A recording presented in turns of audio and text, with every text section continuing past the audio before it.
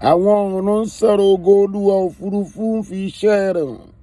Ọjọ́ dé ọjọ́ ń fọhùn, òru dé òru ń fi ìmọ̀ hàn. Kò sí ohun kan tàbí èdè kan níbi tí a kò gbúrò wọn. Ìró wọn la gbogbo ayé já, àti ọ̀rọ̀ wọn dé òpin ayé. Nínú rẹ̀ láti gbé pàgọ́ fún oòrùn tó jáde bí ọkọ ìyàwó láti súré ìje. Gbọ́ mi, Psalms 19 nìyẹn o. Ó ní àwọn ọ̀run wọn ń sọ̀rọ̀ Olúwa, báwo ni wọ́n ṣe ń sọ? Ẹni tó bá lọ́gbọ́n tó bá wo òkè, torí pé ta ló tẹ́ sánmọ̀ bí ẹni tẹ́ni, wàá mọ̀ pé Olúwa wà.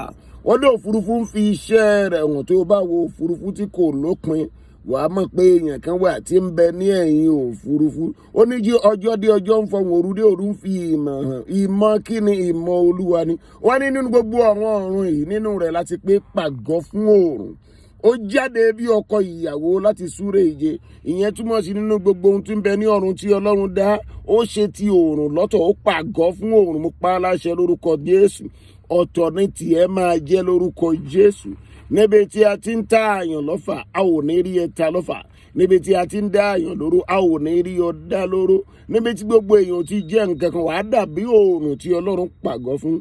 Kò sí alágbára tó gbójú tó máa wọnú ògo oòrùn. Mo pa á láṣẹ nípa agbára tí ń bẹnu ẹ̀jẹ̀ Jésù.